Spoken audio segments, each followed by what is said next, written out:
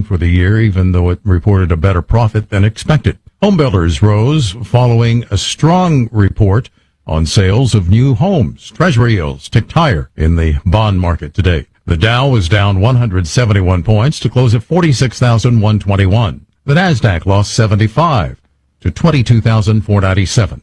The S&P 500 dropped 19 points to 6637. For the Wall Street Business Report, I'm John Scott. News and analysis at townhall.com.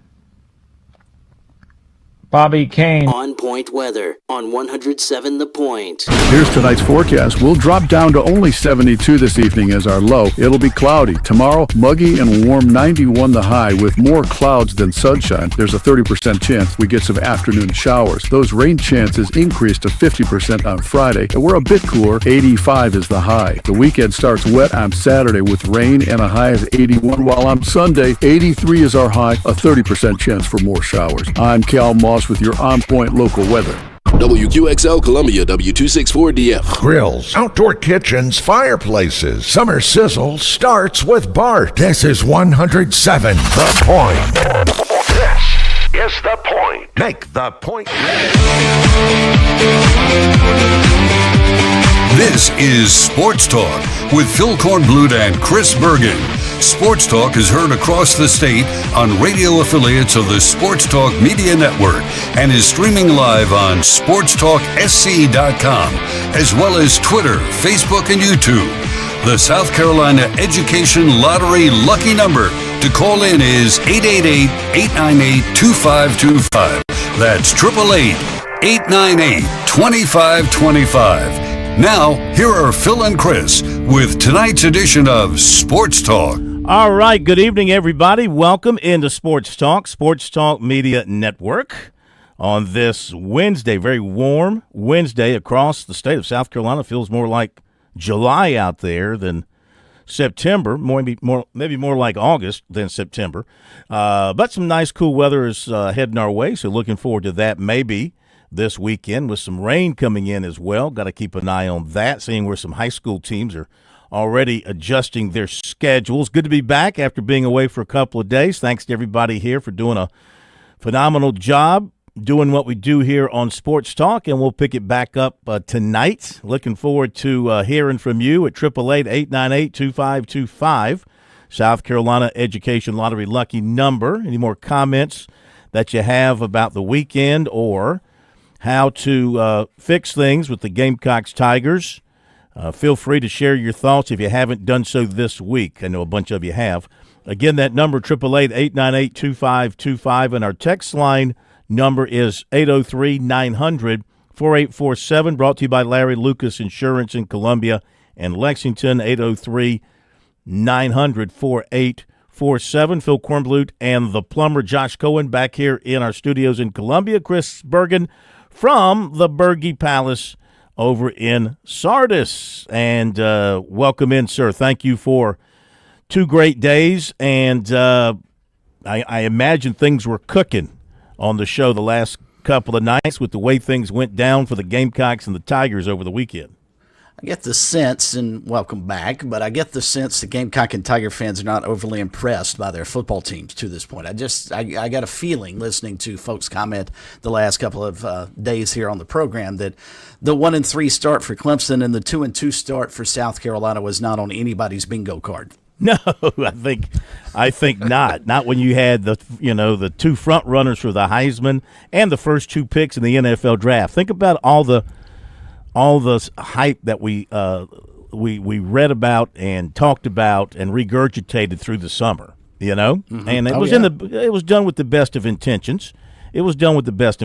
This is what people thought, and it's pretty obvious that both teams have underachieved, have underdelivered, overpromised, underdelivered. Mm-hmm. And I don't know which one is more astonishing. I guess probably Clemson being at 1-3 after being ranked number 4 in the preseason, and been thinking a lot about both of these teams and why. Why are they where they are at? They've got good players. They've got good coaches. Like everybody, they've got some blemishes. They've got some weaknesses that need to be improved. But in the case of Clemson, I mean, you got a team that practically returned in total from a playoff team a year ago, from an ACC championship team a year ago. And that one is mind-boggling. I think that LSU loss took more out of them than maybe we suspected. I think you're right. Yeah, going back to the beginning of the season. Even though the Tigers realized that everything was still in front of them, that was a blow to the gut. That was a blow to the gut for them, and they played like it. Really, they've played like it each week because except for that LSU game, hard to believe the best team on their schedule, the best team that they have played this season, they were leading in the second half. They were leading. And then everybody else, they've trailed from the beginning. Now, they rallied to beat Troy, but they trailed against Georgia Tech. They did rally, go ahead, but then lost it. And they trailed all day against Syracuse. That Syracuse debacle was, man, that was ugly.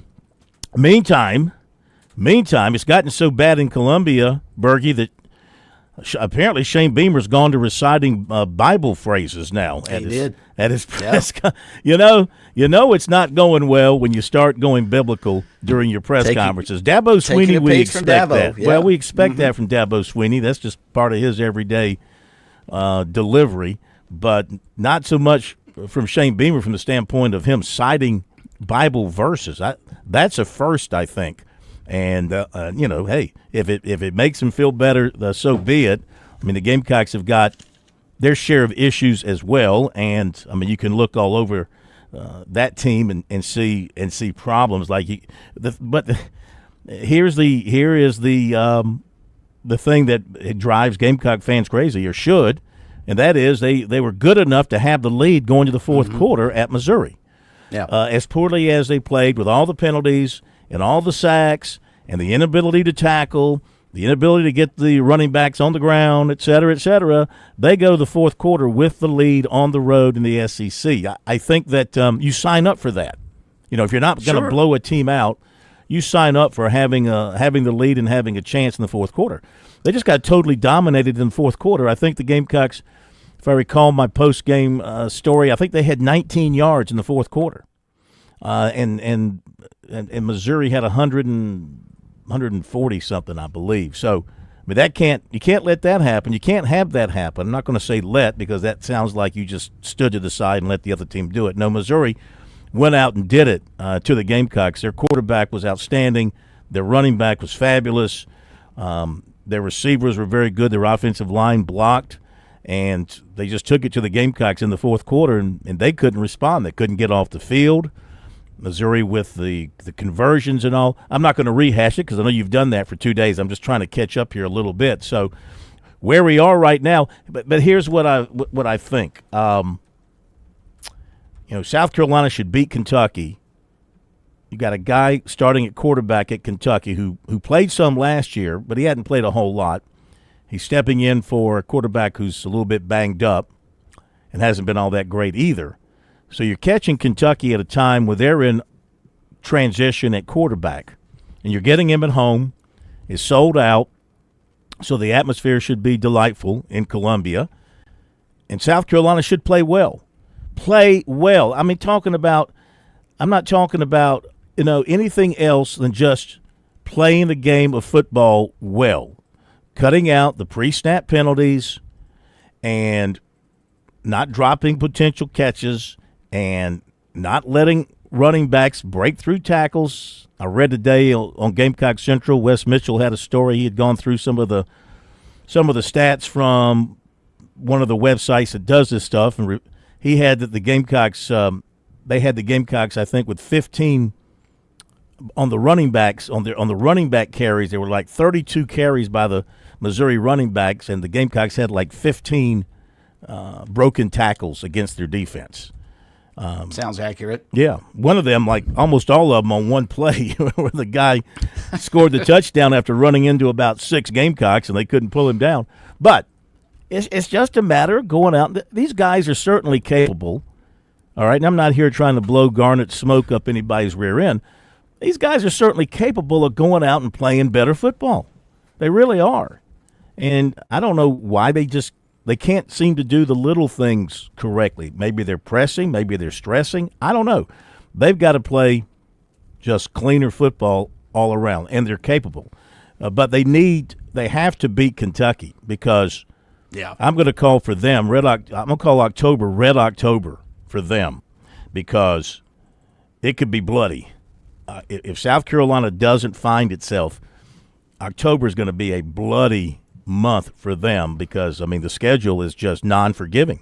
It's just say what you want to say about Alabama. It's still Alabama, and maybe they're finding themselves. And Oklahoma looks great, and you got Texas A&M. You got LSU. You got Ole Miss. LSU, yeah. Find me an out in there. Find me an out. There isn't one. One. So they got to beat Kentucky. They need to approach Kentucky like it is a championship game, and you got to play like a champion. I don't know if it's in them or not, but they got to play that way. I really think that you got to make Lenore Sellers a thrower and not a runner. And we're going to have, of course. Ooh, no. Yeah. That's all we've heard, Corn, since you've been out of the state. You probably don't understand this. What's that? Mike Shula is holding him back because he doesn't run him enough. No, I think you should. That's the narrative. I want to get Chuck's take on this when he joins us tonight at 7:05. I mean, my thought is you can't. The run is not there. The quarterback run either defenses.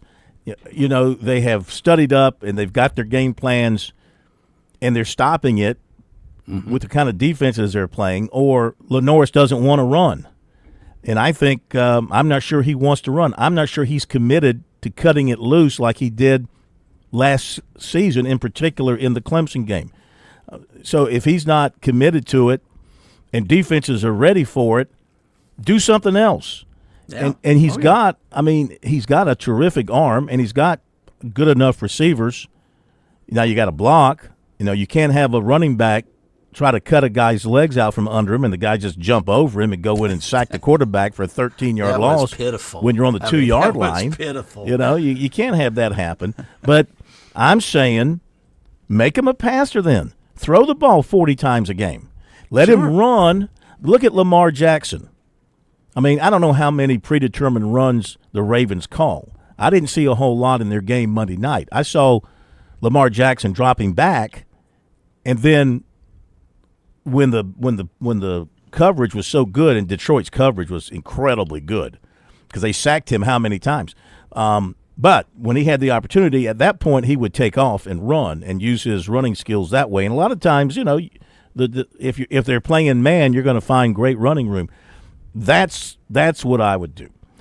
And then now Clemson-wise, I know this will be hard for Clemson fans to take here and now after the abuse you no doubt have heard all week long. It's just been it's brutal what some of these national pundits will say about people that they never have to see in person or never have to cover on a daily basis because they're free to say whatever they want to say. Well, we're all free to say whatever we want to say.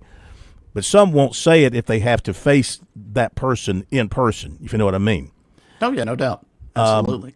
Not the case here, but I'm saying that's the case in some places. But anyway, it's been abusive on Dabo Swinney. I mean, just raining holy hell down on him since that loss to Syracuse, which is inexcusable to lose that game to Syracuse. Though I thought Syracuse had a really good team, and I thought their quarterback before he got hurt and those receivers were outstanding. I mean, they called everything. They looked like Clemson used to look.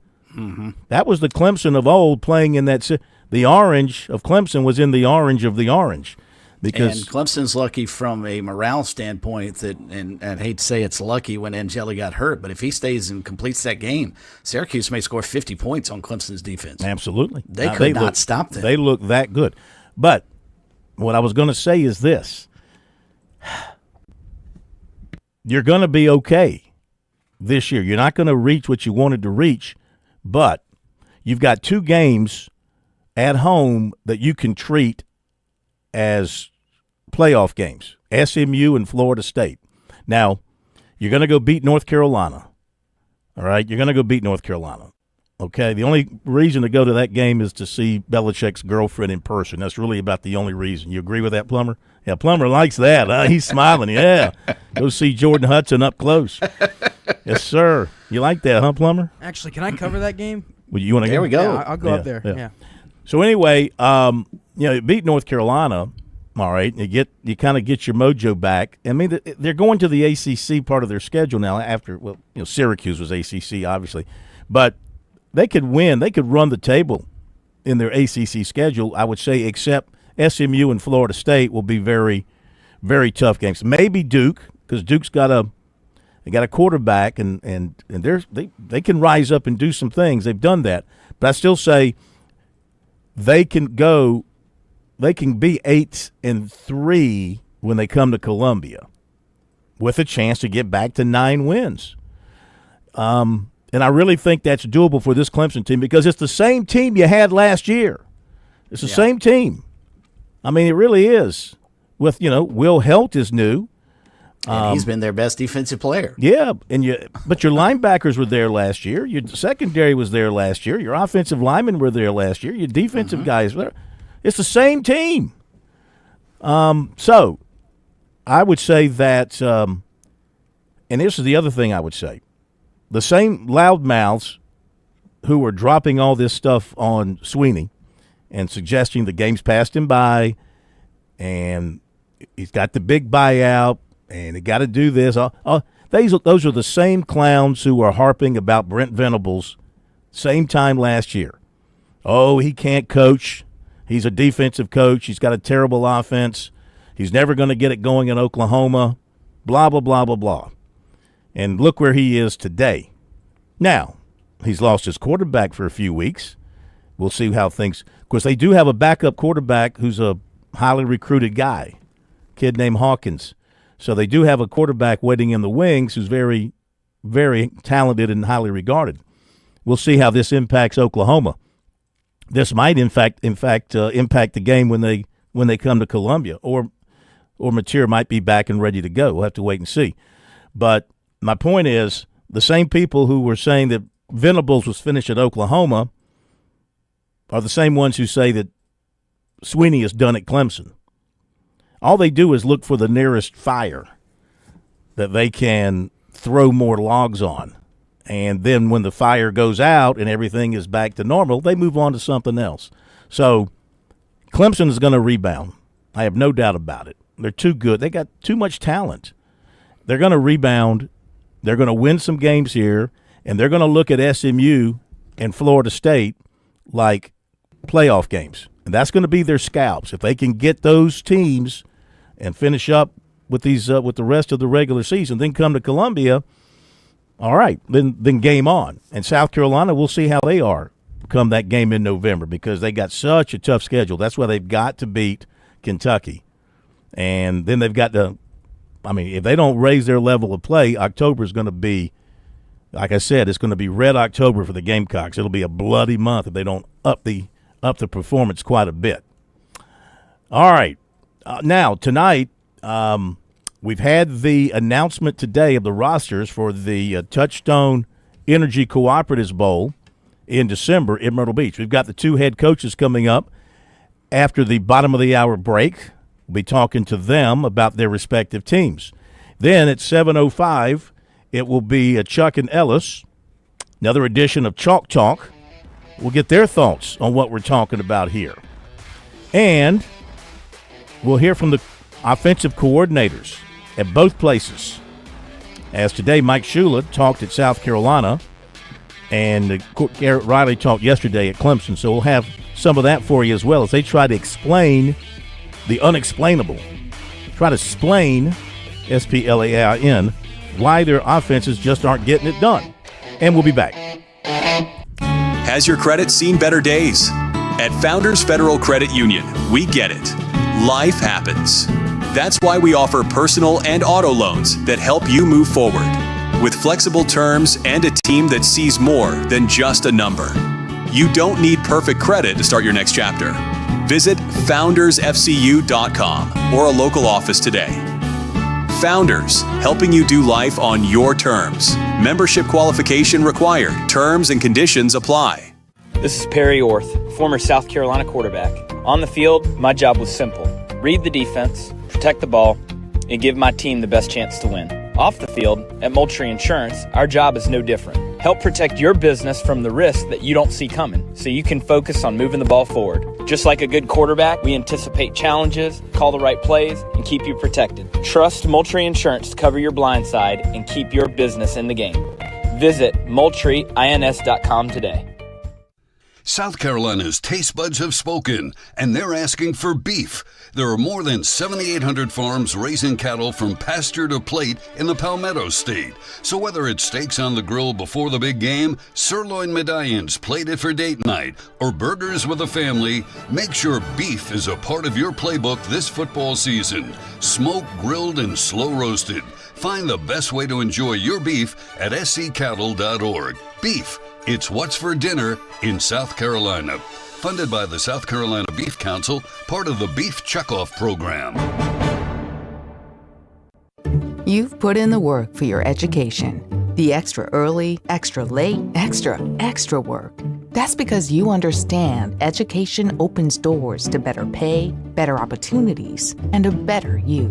Being educated about playing the lottery is no different. It helps you be a better player, one who knows when to play and when to take a rain check. The lottery's a game, so let's keep it fun. Learn more at sceducationlottery.com/betteryou.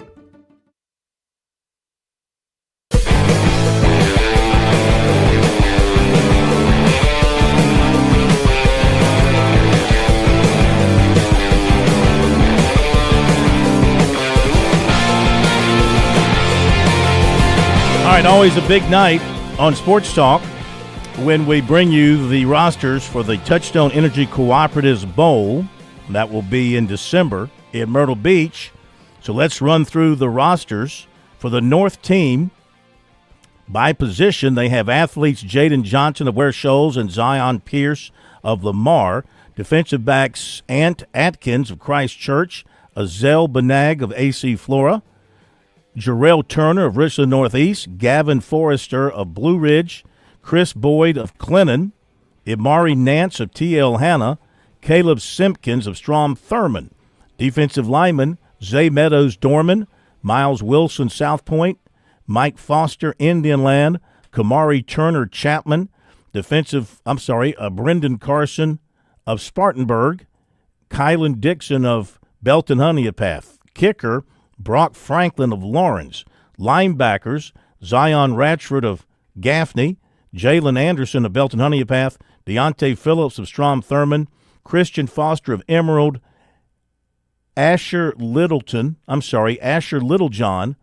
of Broome, Demarion Roman of Greenwood, Trayvon Lee of Woodruff. On the offensive line, Bryson Moore Irmo, Adrian Estrich Woodmont, A.J. Calhoun Westside, Chanson Evans Dreer, Caden Muscus Chapin, Vernon Herons of Irmo, Chris Coleman Northwestern, Pierre Fogel Hunter Kiner Tyler. Quarterbacks Roper Winsky AC Flora, Trey Burke of Spartanburg. Running backs Javin Cook Clinton, R.J. Brown, South Point. Tight ends, Jackson Rogers, North Central. Jaden Great, Boiling Springs. Bryce Seaborn, Greenwood. Make that Seabon, Seabon. Wide receivers, K.D. Witt of Batesburg, Leesville. Corey Moats of Woodruff. Stone Furry of Dutch Fork, coach's son. Grayson Crow, Boiling Springs. Matthew Hillstock of Easley, and Braylon Blanton from Chesney. Now to the South roster. By position, defensive backs, Orion Smalls of Darlington, Wynn Metz of Gilbert, Jordan Ravenel of Somerville. Did I say these were defensive backs? These are defensive backs. Adrian Great Jr. of Waccamaw, Caleb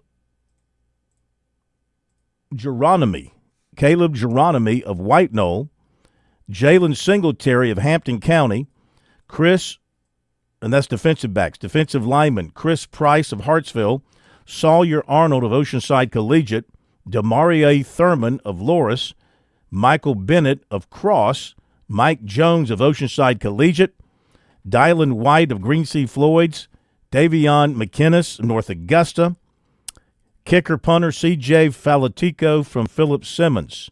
Linebackers, Antonio Brown, Myrtle Beach, Kenyon Brown, Dillon, Joshua Asicki from White Knoll, Terry Gordon of South Florence, offensive lineman. Davion McNair of Andrews, Kenshawn Speaks of Beaufort, Ethan Cash of South Florence, Aiden Mack Crestwood, Aiden Starnes Hartsville, Zach Page Latta, Santos Witt Hernandez South Aiken, Keelan Hammond Lugoff Elgin. Outside linebackers, Jamin Pinckney of Woodland, Braden Reeves of Goose Creek, Malquan Pimentel of Ashley Ridge, Chris Stewart of Andrews. Quarterbacks, Connor Dantzler, James Island, Aiden McCarthy of Bluffton, Quinn Mahoney of Bishop England. Running backs, Jaron Fox of Carolina Forest, Ryan Campbell of Ashley Ridge, Tyleek Dukes of Kingstree. Tight ends, Nick Buggy of Lucy Beckham, might be Bougie. I apologize for mispronunciations. Nick Buggy or Bougie from Lucy Beckham. Jackson Bedingfield of Barnwell. Receivers, Carnell Warren of Bluffton, Shamil Sadiq of Lugoff Elgin, Jameer Crooks of Newberry, Marcus Cann of Bamberg Earhart, Jordan Jenkins of Conway, and Carter Coleman from Ridgeview. Those are your players. Coaches are coming up after the break. On Point weather on 107 The Point. Here's tonight's forecast. We'll drop down to only 72 this evening as our low. It'll be cloudy. Tomorrow, muggy and warm, 91 the high, with more clouds than sunshine. There's a 30% chance we get some afternoon showers. Those rain chances increase to 50% on Friday, and we're a bit cooler. 85 is the high. The weekend starts wet on Saturday with rain and a high of 81, while on Sunday, 83 is our high, a 30% chance for more showers. I'm Cal Moss with your On Point local weather. Escape the hustle and bustle of everyday life with Spa MD, your sanctuary of rejuvenation. Feel the tension melt away as our expert team guides you through your customized wellness journey. From soothing massages to revitalizing treatments, we promise a remarkable experience that leaves you feeling renewed and empowered. Discover the calm within every visit. Reach out at 251-9400 or online at visitspamd.com to explore your options. Your oasis of tranquility awaits. On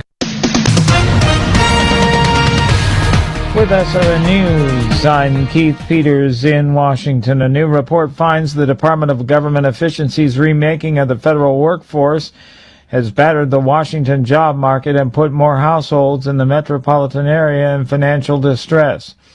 Wednesday's report says the number of homes for sale in the District of Columbia, Maryland, Virginia region has jumped by 64% since June 2024. A shooter with a rifle opened fire from a roof onto a U.S. Immigration and Customs Enforcement location in Dallas, killing one detainee and wounding two others before taking his own life. A law enforcement official who spoke to the Associated Press on condition of anonymity identified the suspect as 29-year-old Joshua John. The attack happened on Wednesday morning. More details at srnnews.com. Nobody plans for a plumbing problem. They come unannounced and usually at a very inconvenient time. Franklin Plumbing and Drain Cleaning is your trusted ally. They recognize just how vulnerable a customer is at this time, and they want to help. They have well-trained plumbers who are there to make a difference when you need it most. I've experienced this. They're knowledgeable about their craft. They're not coming to your house to pitch new products. If something is broken, they'll give you a price to fix it if it's possible, or a price to replace it if necessary. Franklin Plumbing and Drain Cleaning is also locally owned and operated, or I simply wouldn't endorse them. Josh and his team prioritize customer service above everything else. They handle every issue with care and precision. Those are not just words. I've had Franklin Plumbing and Drain Cleaning out to my home. They back up those words with their actions. If you have a crisis, get some peace of mind. Online, you find them at franklinplumbing.sc.com or you call 799-2222. That's 799-2222. I'm absolutely positive they will make whatever is wrong right again. Franklin Plumbing and Drain Cleaning. The leaves are turning. The days are shortening, and the air is cooling. The call of the hunt, getting your gear together, and the walk to the stand are just the beginning of your next great hunting story. Palmetto State Armory is here to help get you prepared for this year's adventures. Top brands, trusted gear, unbeatable prices, and knowledgeable staff. Palmetto State Armory has everything you need to write your next story today. If you've never had genuine Wagyu or Hereford steaks and burgers, you don't know what you're missing. Time to order the best of the best from HandJCattle.com. These are local farmers in Saluda where tradition meets quality. The best quality beef and a discount for Point listeners. Enter keyword The Point as one word and get 10% off, plus free delivery in Lexington and Richland County orders of $50 or more. It's cooked in season over at HandJCattle.com. Hi, I'm Jeremy Sweet from Sweet Comfort Services HVAC. We're locally owned and operated, which really helps keep pricing reasonable. With lower overhead and more accountability, we stand by the systems we install, our repairs, and our parts. Most nationally owned companies know they have plenty of work this time of year when it's really hot. We'll treat you great no matter what time of year it is. Call Sweet Comfort Services HVAC at 803-331-8143. That's 803-331-8143.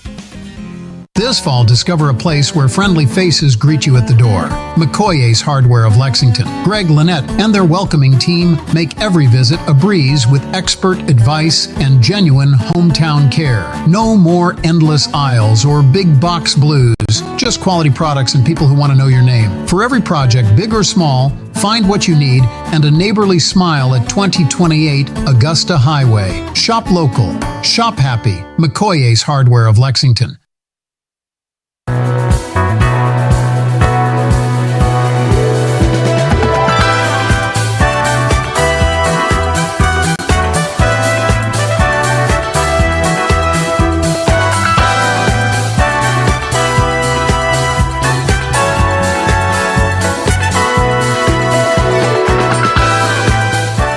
Welcome back, everybody. Good to have you with us on this Wednesday night.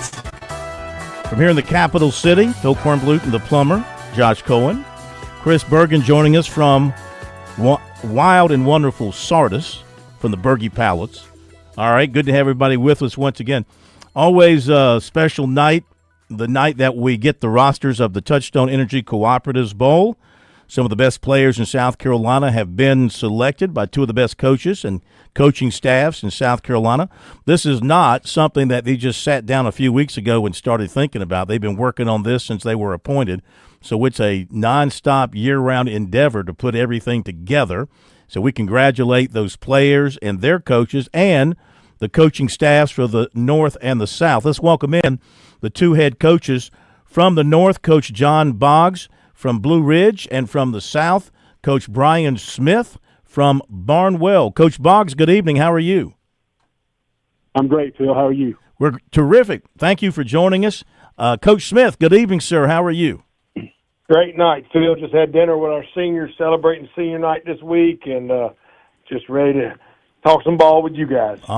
We love that, and we thank you guys for all you've done for high school football in South Carolina. And Coach Boggs, I guess when you become the head coach of an all-star game like the Touchstone Energy Cooperatives Bowl, that's a highlight moment of a coaching career. You know, it really is. I've been very fortunate to be involved with this game for the last several years, helping with the Football Coaches Association, and just always a great moment every year to see all the players come down and the coaching staff, and then to be selected to do this has truly been an honor. Coach Smith, how about for you? You've been coaching a long time in this state, and this has got to be a high water mark for you. It is. It's one of the things you mark out your career. You know, I became a head coach in '95, so I've been around for a while. But you want to do this game, and like we got a great staff. Love the guys I'm with. Love the chance to do it. Love the chance to do it against John. You know, I was a student teacher when John was at Pickens High School. Him and Scott Durham. So I guess that does make me the old guy around here a little bit, but it's the best ball game in the country, there's no doubt. Well, they do a great job, Coach Early and everybody involved. They do a fantastic job of taking care of the players, Coach Boggs. I mean, you want to have football, you want to play good football, you want the guys to enjoy that, but the folks that run this game, they want to make sure these kids enjoy their time at the beach. That's right. You know, Mickey Wilson and those guys, Scott Early, Coach Richardson got this thing going a long time ago, and it truly is a first-class event. I was fortunate enough to be an assistant in this game back in 2016, and you know it's there's nothing like it. They do a first-class job.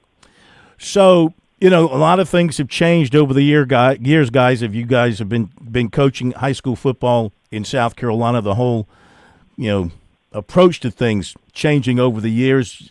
from an adult standpoint, from a player standpoint, even from a coach's standpoint. Coach Smith, what about the guys that you selected for the South? And do you have to kind of make sure that they're going to be committed to coming to the game and playing in the game? We see so often guys invited, then they opt out. What about the group you selected? We've checked on a lot of these guys, but the big thing for us is we're the week after the state championship, the week before the Shrine Bowl. So if a kid's going to leave early, he can't go during our game week at all. He's going to have to be in school to graduate early in December at the semester mark. So most of our guys for our game love it. And if they know anything about it, their coaches are selling them on the fact this is such a great game. I like to tell this story that for me, when I think about my time as an assistant in North-South game, I have to think back to figure out if we won. We did win. But I think of the time I spent with Chris Liner and Robin Bacon and Robert Muster and Demetrius Davis, those coaches, and the players we had. This player did this and this player did that. And the moments we had more than I think about the actual score of the game. It's the relationships that you build, Coach Boggs, in the time that you guys are together and with the assistant coaches that you have, and even some of the players. I'm sure years down the road, some of the guys you'll be coaching will come back and reach out to you. You hope so. When I was assisting this, Jimmy Neal was our head coach, and Jimmy Neal had been at Camden for years. And ironically, his son Zach is on our staff now. Just hired him this past year, and that's been an ironic thing. But it's just even the guys who help, Joe Farmer and those guys that help on the side, they're the escorts and escort the team around everything, and just getting to see those guys each and every year has been awesome. And you just hope to getting to be on the field with these awesome players and just spend some time with them that week is just so much fun. And just be able to go out and see them perform on Saturday is kind of gravy. But just the whole selection process, watching the film, going through, because there's so many good players in South Carolina. And, even though the Shrine Bowl gets their pick and then we get out of it, you're getting 44 guys, and we probably saw over 100 guys that we thought were really good football players, and then you got to try to narrow that down. It's just a testament to our state and the great players that are in it. Absolutely. Let's remind everybody that even though the Touchstone game is being announced tonight, the rosters ahead of the Shrine Bowl, which I think this might be the first time this has ever happened. I think the Shrine Bowl is planning to release their rosters tomorrow. But the Shrine Bowl still gets the first pick of the players in South Carolina and North Carolina. So you still had to deal with that, Coach Smith. So with what was still left for you to choose from, that pool of players around the South, what were some of the things that you had to deal with? What was some of the things you were thinking about as you put this roster together? Well, we knew that was going to be the case. And one of the great things, we have these combines that everybody knows about. We go to in the spring. So I've met a lot of our team. I met them at West Florence, or I met them at Woodland, or I met them at River Bluff at the combines we went to. And that's been a great opportunity to talk to some guys, talk to their coaches during the summer. And really, we had a lot of this team. The core of the team was kind of picked as the summer went, as we started moving into the summer. Now, it's changed some, and I'm sure John would say the same, and Coach Sutherland would say the same, but we're excited about the group of players we got. I think we got some dynamic skill players on both sides of the ball, and we've got some big linemen that are physical and just have a nasty streak in them. So I'm excited about playing this ball game. Sure. Coach Smith, I had a question because I mentioned. Go ahead, Coach. Go ahead, Coach. I will say this, Coach Sutherland and his whole staff have been great, and we've all, this has all been a process we've all been involved in together from day one. The North staff, the South staff, the Shrine Bowl. We've all kind of been in this thing together, discussing players and discussing the whole process, and that's really been, something that I think has been much better from a communication standpoint than in the past. Not really saying anything against anybody, but Coach Sutherland and his guys have really made that a point of emphasis for them. It's been a huge help for us. Sure. That's correct. North head coach John Boggs of Blue Ridge and South head coach Brian Smith from Barnwell joined us tonight to chat up the upcoming Touchstone Energy Bowl. And Coach Smith, I noticed on your roster, and it was a young man that just sort of jumped off the page, and I'm sure both of you guys have a couple like this that you scratched your head and said, how did the Shrine Bowl staff miss these guys? But I wanted to focus on Jaron Fox, who's going to be a running back for you out of Carolina Forest. To me, he's one of the most dynamic running backs in the state. Were you surprised he was still available to be selected? we liked him from the jump. You know, we think we got 3 really good backs, and we like our quarter, but we really like our backs. You know, we kind of as we kept going this process. John shared that we talked with Paul about his group and who he was looking at, and we really wanted the set of backs we got, or the set of backs we really wanted. He's a dynamic back. He's 5'9", 190, plays on a big time league, and you know it's just he's a mess with the football in his hand. I mean, he can run, he can catch, he can do anything you want, and he's the kind of kid that can just really play ball. It's going to be a fun kid to coach. So we're very excited about having Jaron Fox out of Carolina for us. Tell us about your quarterbacks. Well, I'm going to tell you what, I like our quarterbacks, and I was the first guy that said we're only taking 2, and you see our roster, we took 3. Okay, so I admit I was not that there was anything wrong with any of them, but you know we got 3 great quarterbacks. We got Aiden McCarthy out of Bluffton. Big kid, 6'4", 210, and a lot of guys know about him. Then you got the kid at James Island, Connor Dancer, 6'1", 190. Again, another dynamic football player. And every time I see online, I see Quinn Mahoney down at Bishop England doing everything for those guys. And you know, so we're excited about the 3 quarterbacks we have. We're going to figure out how to get them all in the game and play them all, but. Again, we just felt like they were deserving of a game slot, no matter what, because it was hard to pick between those 3 guys. All right, Coach Boggs, you got some offensive weaponry to match that? Oh, yeah, we feel really good about our quarterbacks as well. Trey Burke out of Spartanburg and then Roper Winsky out of AC4. Yeah, they both are just kind of guys who are just. Nope. Coach, did we lose you? Coach Boggs? Looks like we lost him, so we'll get him back on the line while we continue with Coach Smith. What about on the defensive side, Coach, when you guys are putting together your defensive group? What were some of the main characteristics you were looking for on that side? Well, we want some size up front to start with. We want some speed, too. So the first thing I'm going to talk about is when you look at us up front on defense, and you know, we're going to go to the Oceanside crew there. We got a D lineman, Mike Jones, who we think is dynamic. Love him. Mm-hmm. We've got the same team at Oceanside there. We've got there another guy who can play D-line, kind of be a stand-up guy, a little skinnier guy, Sawyer Arnold. Again, dynamic, creates havoc, makes things happen. And then another guy that's a local guy to me right now is Davion McKinnis out of North Augusta. I mean, he is one of the greatest compliments I can say for him is our offensive line coach in the North-South game is Chris Hamilton at South Aiken. And he had to play, and he came back to our game and said, hey, man, this kid's got to make this team. He was dominant against us. So up front, it starts like that.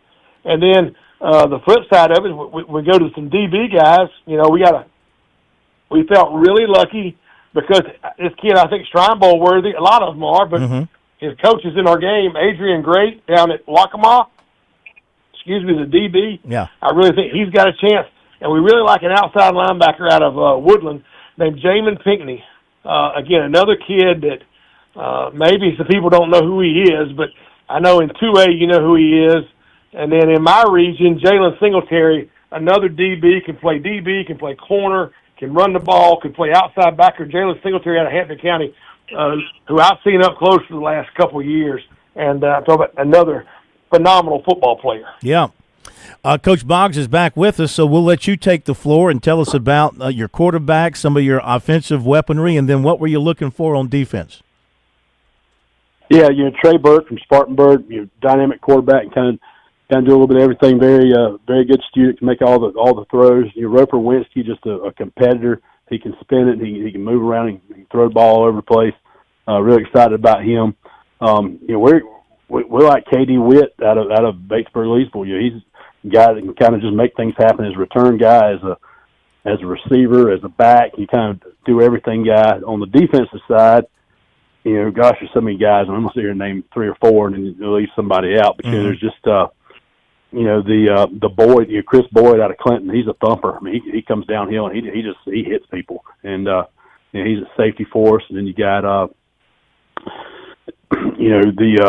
the BHP, the Jakari from Anderson from BHP at linebacker, just big, flies around. Ratchford from Gaffney, also one of those guys, and just guys who can who can move and guys who have good speed and can get to the football. So let me ask you both this, Coach Smith.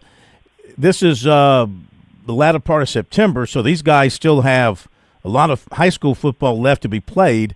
So what kind of insurance do you guys have as coaches for, like, if you lose some guys to injuries that end their season, unfortunately, and they can't play?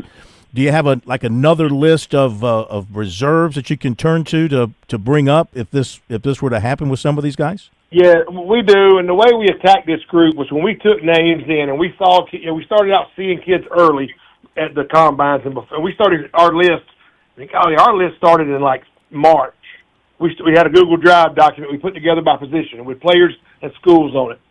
The interesting thing has been the number of players who transferred somewhere else. We had to figure out where they were, okay? Mm-hmm. But not even talking about that. But we've taken those players, and they've always been on our list. And then after we saw at the combines and we saw some film, we started ranking players. This was throughout the summer. So our list was ranked. Then we went into our list. If we knew the kid was a take, we made him bold named. If we thought the Shrine Bowl was going to take him, we kept his name on there, and we just put a scratch through line through it, mark through line. Mm-hmm. So we always had our list going. So we have a list, and there's a lot of good players in the state. I'm looking at obviously we have a list of whatever you want to call them, reserves, office, whatever, they're going to replace somebody, but we got a ton of them because you never know what's going to happen. I'm going through a season right now where I've lost a quarterback, 2 running backs, a center, another lineman, a DB. I mean, everybody's out for the year, and we're struggling with it. And that can happen to each of these kids individually, and our team has to replace each of them. We can replace them until we get to the game. Once we're down there in practice, if the kid gets hurt in practice, we can't go back and replace him unless it's like maybe the first day. But at this point, they had to be nominated. Again, even though we may have had their name on the list, if they weren't nominated, we couldn't pick them. Sure. By their coaching staff. And so we still have our list up and running, and we're looking at it and trying to make sure that as soon as we know something, obviously we want to pick the next best player immediately. And, I'm sure that John feels the same way. I'm sure the Shrine Bowl feels the same way. And the last time I did this game, we lost a ton of OL just by injury sake. And so we're praying to good Lord that our kids will stay safe and healthy. And everybody wants to play in this game. Now, I don't know why you wouldn't want to go to the beach for a week in December. Who wouldn't? How about you, Coach Boggs? You guys also have a contingency plan? Yes, sir. Yeah, we've been kind of on the same plan. We started that list way back during the combines, really before the combines, and then you start trying to confirm some kids as you get into the combines and go through that, and then you add to that as you start getting game tape. And we really want to put, you get a list from the combine stuff and see numbers and all that, but we really want to put emphasis on game tape and be able to look at film and see what they do on the field in games. And you're having to use some junior tape because obviously it's early, and then try to confirm with as much senior tape as you possibly can as you get into the season. But it's just with such an early selection date, you really had to kind of streamline your process. And we've been meeting every Wednesday since the season started. And then of course we were meeting back during the summer and during the spring as well. But then once school started, we started meeting every Wednesday to try to start streamlining that list. And now that list is down, we've got our team pick. Now we can start working on some X's and O's and putting people in the right spots and working on personnel packages and then getting our X's and O's on offense, defense, special teams all in place. And the game kind of limits that to a certain degree. So you're kind of constricted to a certain thing, but you've only got 4 practices to get all that stuff in and get it taught and get a team really ready to play together. Because I think we have a walkthrough on Tuesday night. We got 2-a-days on Wednesday and Thursday, and then come in and have another practice on Friday, and then it's game time on Saturday. So really a pretty fast week once you get them there. Absolutely. Well, again, we congratulate you two guys. Have a great rest of your seasons. We look forward to seeing you at the beach when all this rolls around and talking more with you and seeing the teams that you guys put together. It's always a lot of fun. It's for a great cause down there as well. So we thank you as always and appreciate you being with us tonight on Sports Talk. Thanks, Phil. Thank you, Phil. Appreciate everything you do for high school sports in our state as well. Thank you, coaches. We Thanks, appreciate guys. you guys. Salute you and salute all these players. By the way, it's Bryce Seaborn. There was an R in there. Bryce Seaborn from Greenwood, tight end. Want to make sure I got pronunciation right as close as possible. I know Mr. Bergen is big on pronunciation. Indeed. You don't want mama to give you a call. You better get to learning those kids. You need to get them right come north-south time. I'll have Coach Luckadoo pronounce them for me. There you go. It's Chris Bergen. Thank you for the visit, coaches. We'll be back in just a moment. We're with Major Billy Downer with the Department of Natural Resources, and we're visiting at the brand new DNR offices at the State Farmers Market. Major, tell us more about this place. That's right, Phil. The Department of Natural Resources has a new office located at the South Carolina Farmers Market. You can find us at 260D Epting Lane inside the Farmers Market grounds. Look for the DNR logo when you turn off of Highway 221 in West Columbia, or you can always go to the App Store on your Apple or Android device and look for Go Outdoors SC. Download the app and you can buy all of your license needs right there. Visit GoOutdoorsSouthCarolina.com today. In Columbia, South Carolina, game days are our specialty. Whether you're watching the game from inside the stadium or from the big screen at your favorite local spot, the energy remains the same. Craft the perfect fall Saturday in a city where there is plenty of action on and off the field. From tubing and kayaking to Soda City to rooftop restaurants and plenty barbecue. We're ready when you are. Plan your weekend at ExperienceColumbiaSC.com. Your home is where your memories live. It's where you laugh and where you love. We understand the importance of the valuables under your roof, tangible and intangible alike.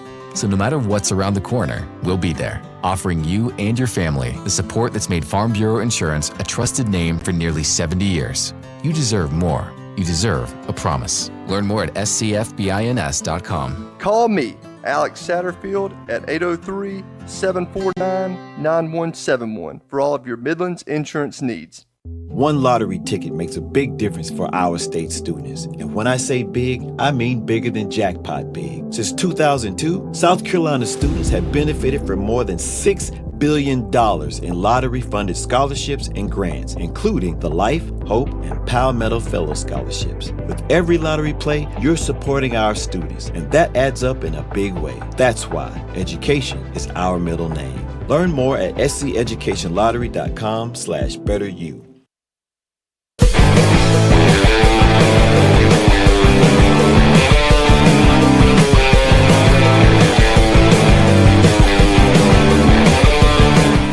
Again, thanks to coaches John Boggs, Brian Smith for being with us tonight. Two great fellows. I love our high school coaches in South Carolina. They really do try.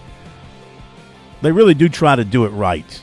I mean, there's a lot of pressure on these guys. The job is so different than it was 30 years ago. It's hard.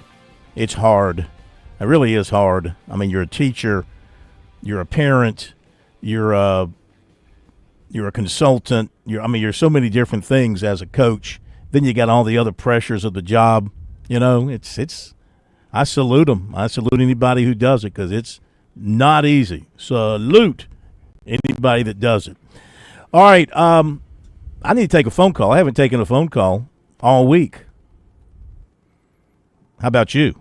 Well, then you need to get to it. Need to take a phone call. Get called up. Let's go to the phones. 888-898-2525, approaching the top of the hour. Oh, I can't think of a better way to get it rolling. His family and what friends he has left, they call him Triple T. We call him the ABM, the Angry Black Man. Welcome in, ABM. How are you? Good afternoon, Phil. How you doing? Great. Good to have you with us. Hey, man, when reality kicks in, folks, Dabo finally, having a gut check and wants sympathy and everything. When he was high on the hog, nobody could tell him nothing. Now, things have reversed. And so I'm saying, Clemson fans, you might as well get ready. The Tigers are going to have a rough road. And even some of the former players said, Dabo needs to get with the game. The game have changed. You got NIL, you got transfer portal. They're doing that. So you need to get. They're doing that. Clemson pays as much as anybody. Clemson pays as much as anybody. They're paying their quarterback over $2 million. $2 million to their quarterback. They're paying as much as anybody. I don't want to hear that crap. I don't want to hear that crap. Listen to me. Hey, they need to get some return on their money from Klutnick because he don't worth. He might be worth $200. Sometimes you buy a lemon. Okay, that's the risk. But I mean, they're paying. I'm saying is you need to go into the transfer portal to get the real deal. I'm talking about. You pay those players there. We're weak at quarterback. We're weak at running back. We're weak at. You want me to keep going? And I'm not even going defense. So we got them. Clemson got them so-called 5-star seriously players. Yeah, right. You're right. 5-star players, but also players that draft experts were saying were going to be 6 or 7 first-round draft picks. Maybe that's a bit of an exaggeration, but there were a lot of NFL people saying this Clemson team, and they might still be loaded with NFL draft picks. They just aren't playing well. That called coaching. Maybe that's it. Okay, like I said, take care. Appreciate it. Triple T, Trash Talking Tigers. ABM, signing off. I wonder how much Georgia Tech and Syracuse and Vandy are paying for their rosters. Well, they're paying something. They're paying those guys something. Nobody's playing for free anymore. No, true.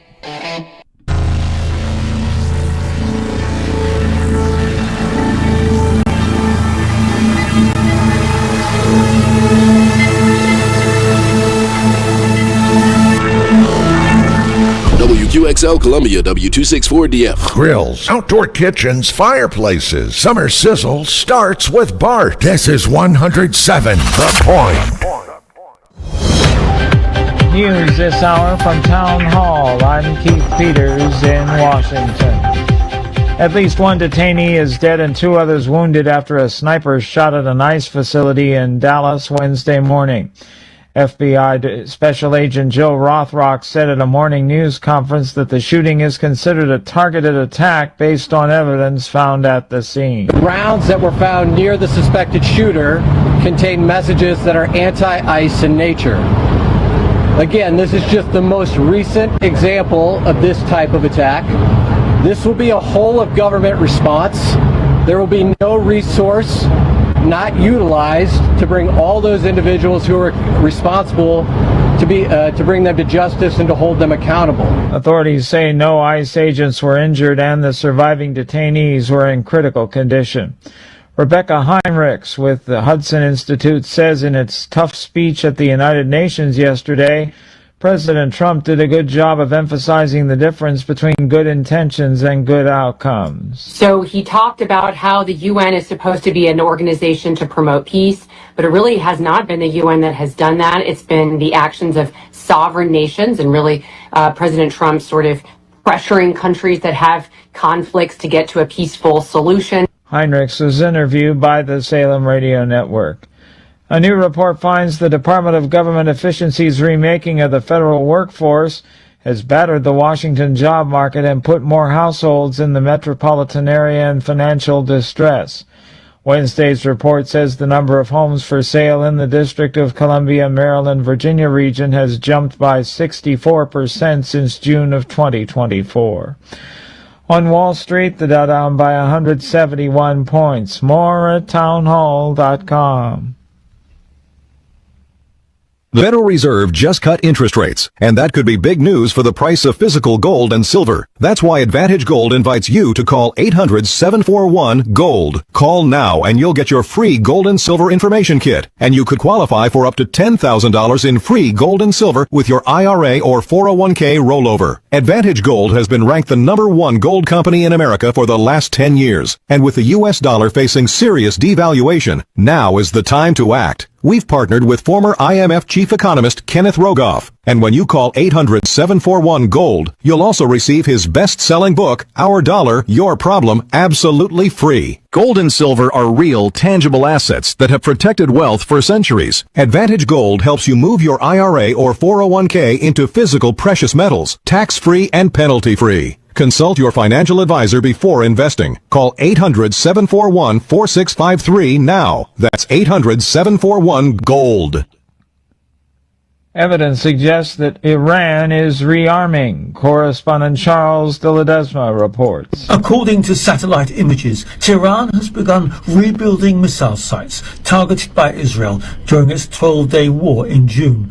But experts say a key component is likely still missing: the large mixers needed to produce solid fuel for the weapons. Reconstituting the missile program is crucial for the Islamic Republic. Tehran believes the missiles are one of Iran's few military deterrents after the war decimated its air defense systems. Experts say obtaining the mixers is a goal for Tehran, particularly as it prepares for possible UN sanctions later this month. I'm Charles de Ledesma. A drone launched by Yemen's Houthi rebels wounded 22 people in the southern Israeli city of Eilat on Wednesday, according to medics. News and analysis at townhall.com. From Washington, I'm Keith Peters.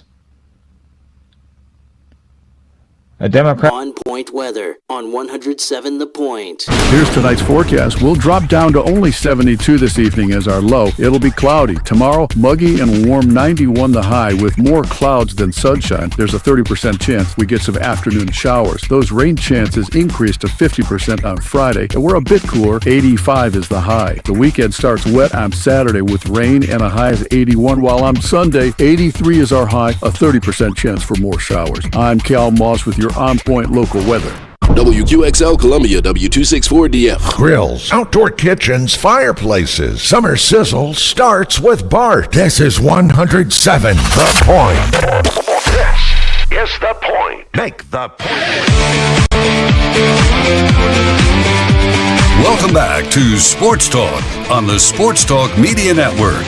You can reach the guys with the South Carolina Education Lottery lucky number, 888-898-2525. That's 888-898-2525. Now back to Phil and Chris with the second hour of Sports Talk on the Sports Talk Media Network.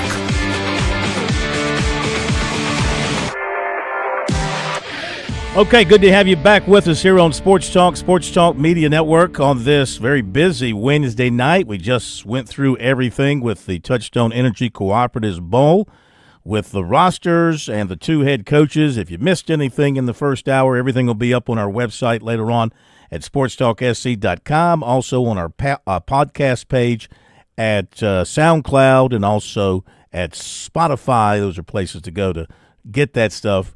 So if you missed it, you can go there and find it a little bit later on. Let's keep motivating forward with important stuff tonight. Everybody's concerned. What is wrong with the Gamecocks? What is wrong with the Tigers? When I have questions like that, I turn to two of the greatest minds in the history of college football here in South Carolina, Chuck Reedy and Ellis Johnson, here on Sports Talk. Get ready for a deep dive into the X's and O's. This is Chalk Talk with coaches Chuck Reedy and Ellis Johnson on the Sports Talk Media Network.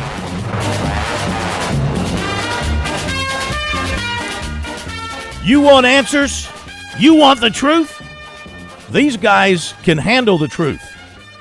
They've got the answers. Chuck Reedy, Coach Reedy, he went off like Aaron Rodgers.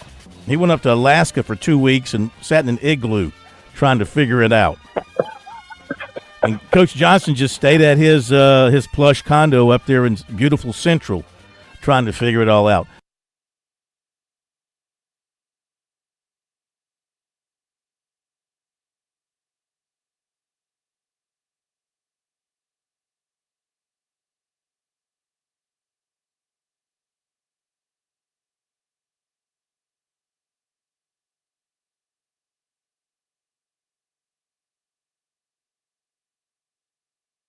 And everything else. I'm glad Chuck's back, but as far as I'm concerned, Alaska ranks up there with Bat Cave and Gatlinburg. I hear you. That's the highlight of your vacation plans, Bat Cave and Gatlinburg. I get that. Understand. All right. Well, let's see. There's a lot of moaning and groaning going on out there. Let's start with Clemson, Chuck. Bad, pitiful performance against Syracuse. Everybody's piling on Dabo once again. What do you think? What do they have to do from here? Well, I think it's a good thing they've got an open date, and I guess their password is that they're going to reset. But here's a football team that came in ranked 4th in the country, 18 or 16 starters coming back, 8 on offense, 8 on defense, and I don't know. I mean, it looks to me like the Klubnik has regressed. It looks like now he's really he's forcing things. But if you look at the second half, they score right before the half. They're going to get the ball coming back in the second half. So you think come down and score, and they got a chance to win the game. But in the second half, twice they're at midfield with a second down and a third down manageable distance, and they get procedure penalties by 2 seniors. With no crowd noise, no nothing. Now, how does that happen? And then twice they're in plus territory, and they can't make 1 yard or 2 yards on 4th down. And so, they just are not making the kind of plays that an experienced football team need to make. And, Klubnik is, he makes some really good throws, but, it looks like, he's running for his life about every other play. One of the third down, or maybe it was a 4th down play, they don't even block the outside linebacker. I mean, he comes completely unblocked. How does that happen with an experienced offensive line? Yeah. But that's where they are. They're just not a very good offensive football team. Defensively, Ellis, I mean, I was shocked at how these teams are coming out of the locker room and just moving the ball right down Clemson's defensive throat. And Syracuse, if their quarterback hadn't gotten hurt, it might have been worse. That was a good-looking Syracuse offense and not a very good performance by the Clemson defense. I thought it was terrible. I mean, the offense has been really questionable during the course of the year. The defense has been kind of hot and cold. But I thought the biggest problem the other night is the defense got them off to a terrible start and just set the tone in the wrong way. When you look at final statistics, it doesn't look like Clemson played that badly on offense, but like Chuck said, there were critical times where they just couldn't execute. But you flip on the other side, and their defense, it was just substandard. That's all I can say, man. Sort of like what Chuck was talking about. But if those have 2 first-rounders in the defensive line, and the kid that's making all the productions, the kid that came from Purdue, they gave up passing and rushing. There was not one problem. There were various problems. Did not get a takeaway. And of course, had 2 on the other side, but they did have turnovers. So, it's hard to be honest with you. If we had the answers, we wouldn't be on here with you. We'd be one of the damn studios making a hell of a lot more money. But it's surprising, guys. It's surprising. I am not totally shocked that Carolina's struggling. I think that they may have had some little bit misgivings about their roster. Mm-hmm. But I'm really surprised about this with Clemson. And the only thing I can think of, kind of getting on the wrong side of the ball, they had a lot of offensive linemen out in the spring, cleanup surgeries and stuff. And I don't think that they got a good rhythm and a good spring practice, and it may have given the defense a false indication where they were too. Man, at the beginning of that game the other day, I thought really set the tone that we're still stuck over in Atlanta playing Georgia Tech mentally. We don't know where we are. Mm-hmm. Mm-hmm. Coach Reedy, I had a question. I want to follow back up what you said with regards to Cade Klubnik, and you believe he may have regressed. And I was thinking about this earlier today. Is it possible that he's not either regressed or just hasn't improved because there's nobody in that quarterback room that pushes him so he realizes his job is never in jeopardy? Well, that was the case last year as well. But, right. And if that's the case, then I'd be very disappointed in him. I mean, he's a guy that that you would think would be self-motivated. I mean, he was, a Heisman candidate. He's leader of the football team. All of those things. Just the fact that there's nobody behind him certainly, shouldn't make him complacent. But he doesn't look like the guy that played against Texas in their last game last year. He just doesn't. And, he hasn't made plays with his feet. Really hadn't made many at all with his feet. And last year in every game he was making plays with his feet. But the other day, twice on the 3rd and 1, he can't make a play, and then on the 4th and 1, again he doesn't make a play. And then then he overthrows, and it's just a mess. I mean, it is a mess, and the thing it's shocking really is Syracuse came down here to play. They came down to win the football game. They didn't come down to show up. I mean, and there was no doubt, which of the two teams was motivated to win that football game, and it certainly wasn't Clemson. It was Syracuse, and I don't think they had any doubt that they were going to come down and win the game. I would say, Chuck, that when their quarterback was in there and healthy with those receivers, they looked like Clemson used to look. A guy that could throw the ball deep and throw the ball in a position where his receivers could go and get the football, and they did that repeatedly until he got hurt. Yes, they did. Yeah, they did. And like you said, I mean, they played the whole fourth quarter without him. And, and of course, that's neither here nor there. But, they did. I mean, and there's a guy that, couldn't win the job at Notre Dame, so he transfers to Syracuse. I mean, and he goes out there and plays great. So, I don't know. The good thing for Clemson is they've got North Carolina next. And they certainly they can get back on the winning track, and they've got a chance. If you look at their schedule, Boston College, I think, and then I'm not sure before they get to Florida State, but they do have a chance to get a few wins under their belt. But I think we all thought they might have done that last week too. Well, I think we all know what Clemson is about and how they handle these things and where they live. And they live in an area where they can turn things around winning-wise. And Ellis, I said earlier that, they should beat North Carolina. You mentioned Boston College. They've got two games that they can treat as playoff games where they can get everybody excited and hyped if they can win them, and that would be SMU and Florida State. And both of those games are at home. It gives them a chance to turn their season and have a positive October and running in November. Yeah, I mean, you got to hope. But, I mean, if you spread the rest of their schedule just based on how everybody's playing up until right now, you don't tell Duke they can't beat Clemson. I don't think you tell BC they can't beat Louisville and South Carolina. I mean, they're all the way they're playing right now. They can't say they're going to win those games. So it's just puzzling to me. It really is. And with so many players coming back, and what I think is good coaching staff, something is not right.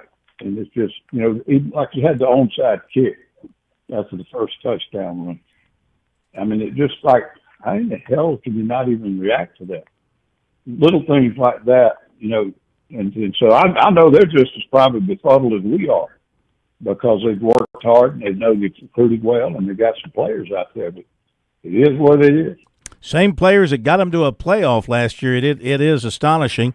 This is Chalk Talk with Coach Reedy and Coach Johnson, brought to you by Palmetto Sports Connections. They look forward to providing good content that enlightens and entertains everyone about the contributions that the state of South Carolina has produced or hosted and will continue to produce moments for the sports world and beyond.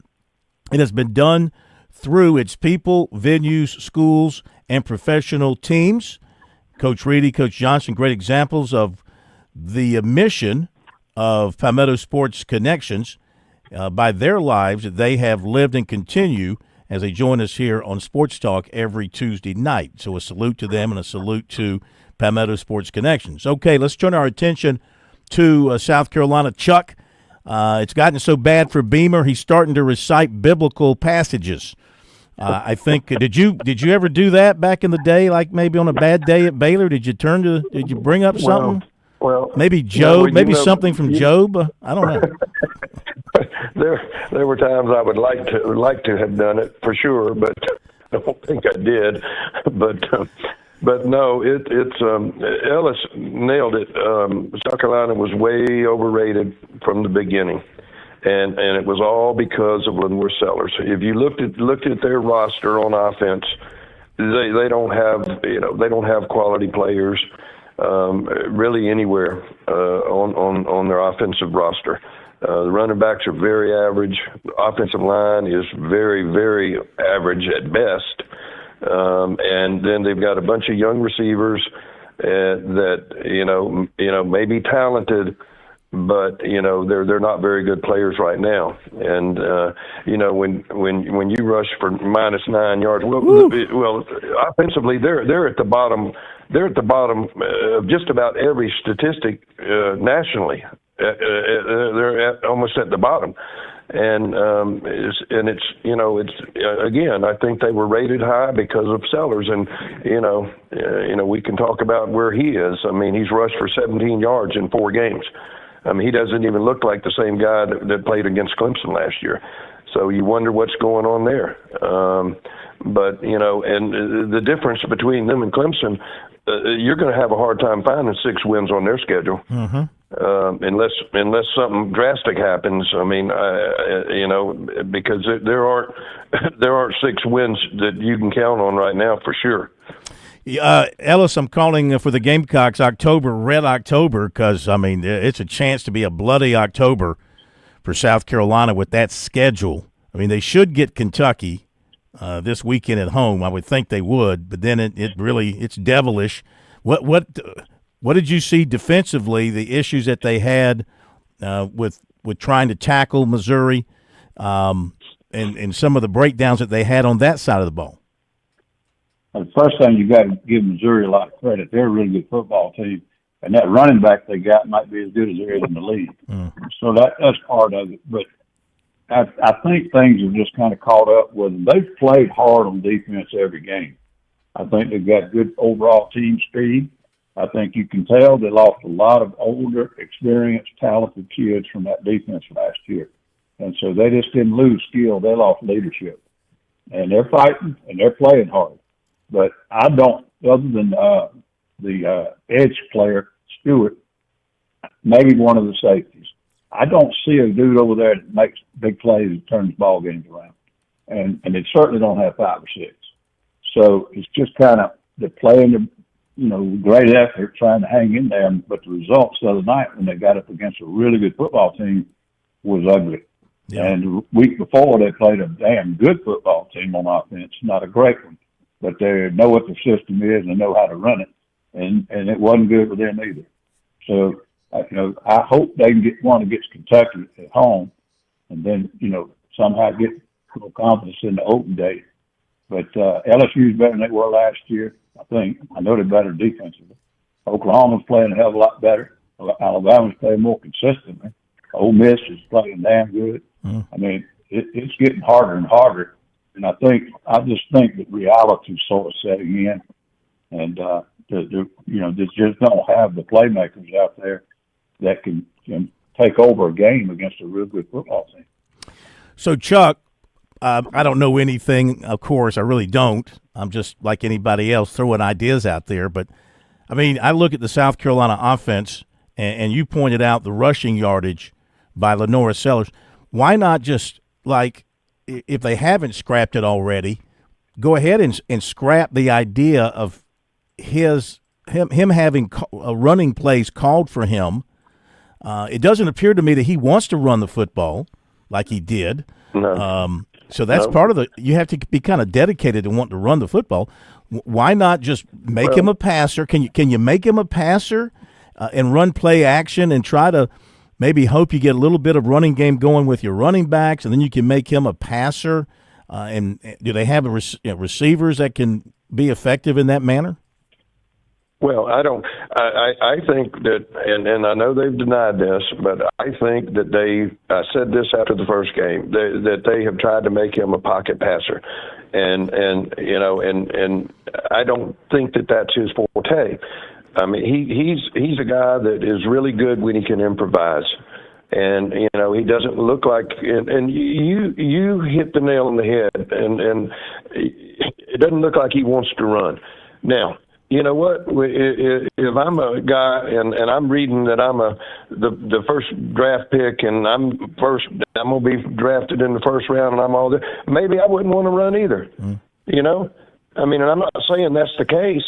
But if you think about it, I mean, it works on you a little bit. Why should I run around out there and get hurt when I'm going to be a first-round draft pick? So I don't know. But I would find some way to get him involved running the football, because the two backs they've got, they're not going to beat anybody running the ball. I mean, he's the best runner they got. And and he's got 17 yards, so that tells you where they are. But wouldn't you say defenses are gearing up to keep him from running, right? They're prepared for him now. Well, they geared up last year, and he ran over them, and they couldn't tackle him. I mean, I can remember games last year where people would hit him and they bounced off of him. Mm-hmm. I mean, but I haven't seen that this year. I mean, the first drive of the year, you saw it, but I have not seen it since then. I don't think. I think he's a good passer, and at times he looks really good throwing the ball. I don't know that they've got the kind of receivers that you want to be. Having be a drop back passer. I don't think that's his forte. And and if you want to keep him in the pocket, then you're going to get what you got. You better hope that he can throw for a bunch of yards, because with the offensive line they've got, and they can't block on the perimeter at all, and that's because they got a bunch of young guys out there. Blocking on the perimeter is a difficult task. I mean, you have to. It's harder than an interior lineman trying to block, because you're out there trying to block a guy who's a good athlete and try to block him in space. That's a tough job, and they got a bunch of rookies out there trying to do it, and it just doesn't happen overnight. It takes a long time to teach a guy to block on the perimeter, and they're terrible at it right now. Excellent point. All right, last 4 or 5 minutes. So Ellis, I want to go someplace I didn't really want to go. It's a dark place. I didn't mean to go dark on you, but, I can't help but think, and I'm not saying this across the board, and I know that there's some teams that are doing extremely well, winning games, but I just have to wonder, with today's players being paid, and some of them being paid so much money, they're already millionaires. They're already set for life, and they're still in college. That's got to affect you some way, does it not? Or does it not affect? How do you view the fact that you got guys out there making millions of dollars, or in some cases hundreds of thousands of dollars, but they're not performing well? Is it reasonable for the common fan out there to wonder if the money's not impacting them some way? Well, it can at that young age. It could be distracting. It could be that there's getting into things that they couldn't have afforded to do, that they know is probably not good for them to be doing. Who knows? It's mostly individuals, not just a wave or a tendency. I think that depends on the individual kids. Personally, if it's a factor where you say the coaches can't get their attention and discipline them and push them hard, I think the bigger problem on that's not the money. The bigger problem on that is the portal. Because if a kid can walk out the door when he doesn't like playing somewhere, what kind of leverage do you have? So I really think the portal is a bigger problem than NIL. But I do think it's an amount of time before a lot of folks who are putting money into all that stuff now are going to get tired of doing it. And it's not going to be at Carolina Clemson. It's going to be everywhere. Yeah. And Chuck, getting towards the end here, but Gundy gets fired after his long run at Oklahoma State. UCLA fires their coach. We've seen these coaches getting fired, and it's not even the end of September. So what are administrators thinking? I know what they're thinking, but is this is not a good look for for college sports. It doesn't matter anymore. It's not. It's not a good look. And, Gundy was an All-American player there. He's been there 21 years, had a lot of success. They've been down the last couple of years. But Oklahoma State's that's a tough job, a real tough job. Mm-hmm. And, but you would think that they would have had the decency to let the guy finish the season and let him retire on his own, on his own. Mm-hmm. But, no, it's the guy at Virginia Tech, same thing. Yeah. I mean, I guess there's been 3 of them that have been fired, after 3 or 4 games. But, welcome to college football. I mean, that's where we are. Guys, I think that's the portal too. The portal is causing them to have to make these earlier decisions because the old recruiting cycle's gone. And if you waited November or December to make that decision, well, the portal's going to be shut down. Guys, we appreciate you as always. Chuck, great to have Thanks, you back. fellas. Have a great week. We'll talk to you next week. We'll be right back. There's a lot of things we take for granted in our lives. Your home's AC will run cool. Your drive-through coffee will be hot. And the car will start when it's time to take your kids to school. It's when things don't go as planned that you start thinking about who to call and where to turn. The good thing is, you can prepare for life's most difficult days by calling the Larry Lucas Agency today. Larry is a State Farm agent that has been taking care of people across South Carolina for more than 2 decades. You probably have insurance, but switching is easy, and bundling can save you hundreds or more. Most importantly, the Larry Lucas Agency can help you choose the protection you want at the price you want. All backed by South Carolina's #1 home and auto insurance company. Visit LarryLucasAgency.com today or give Larry a call at 803-799-1998. Like a good neighbor, Larry Lucas State Farm is there. On Point weather on 107 The Point. Here's tonight's forecast. We'll drop down to only 72 this evening as our low. It'll be cloudy. Tomorrow, muggy and warm, 91 the high, with more clouds than sunshine. There's a 30% chance we get some afternoon showers. Those rain chances increase to 50% on Friday, and we're a bit cooler. 85 is the high. The weekend starts wet on Saturday with rain and a high of 81, while on Sunday, 83 is our high, a 30% chance for more showers. I'm Cal Moss with your On Point local weather. Hi, I'm Alicia Kaufman Quinton. My daddy, Billy Kaufman, opened Kaufman's Meat Plant at our present location in 1955. My family still works hard every day to ensure fresh quality cuts of beef, pork, and poultry. How about a tasty T-bone, ribeye, or New York strip steak? But to order at Kaufman's Meat Place. Just look for the signs near the intersection of US 1 and I-20 in Lexington. Call us at 356-0076 to place your order. Kaufman's Meat Place, when you want the very best your money can buy. With SRN News, I'm Keith Peters in Washington. Recent polling shows President Trump's second-term strengths look different from his first. His approval was once strengthened by economic issues, but it's now tepid on that front. His best issues now are crime, border security, and immigration. Trump's overall approval has been fairly steady in Associated Press North Center for Public Affairs Research polling since he took office in January. A drone launched by Yemen's Houthi rebels wounded 22 people in the southern Israeli city of Eilat on Wednesday, according to medics. It marked a rare breach of Israel's sophisticated missile defenses, which have greatly limited casualties from such attacks. On Wall Street, the Dow down by 171 points. More details at srnnews.com.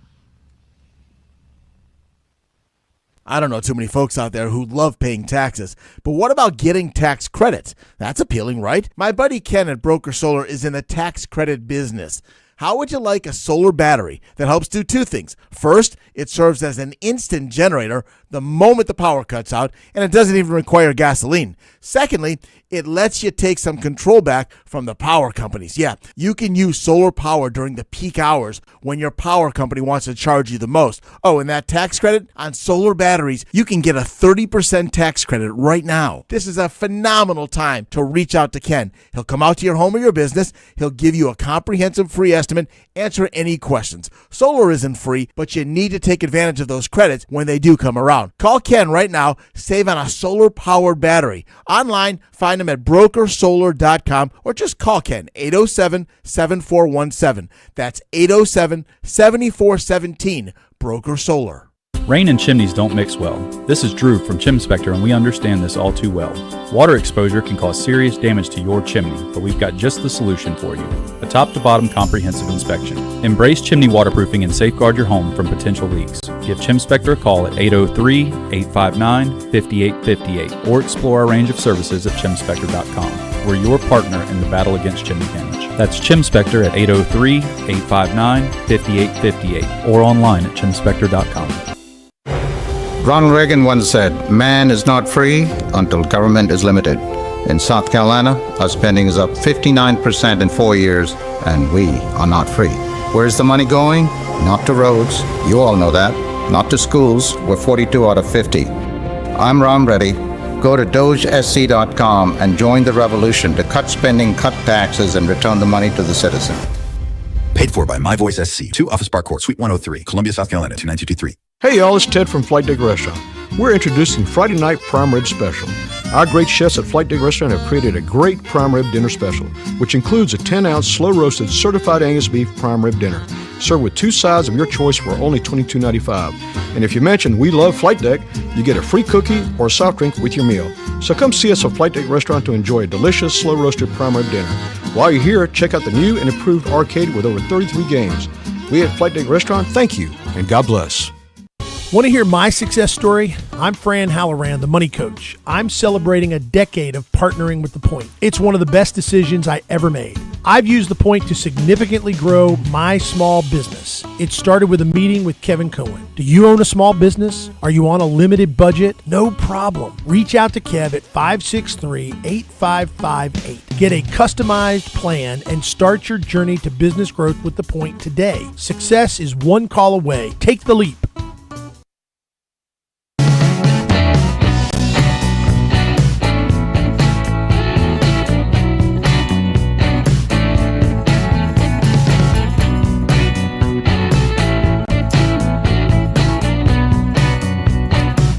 So obviously, Bergie, you've never been handed like $2 million in a day, as payment for doing your job, so that you would be jilted as a result of having $2 million in the bank, before. No, so you don't necessarily agree that the money is impacting some players and teams because of the fact that these guys are now making millions of dollars? I think that's a lazy excuse if that's the case.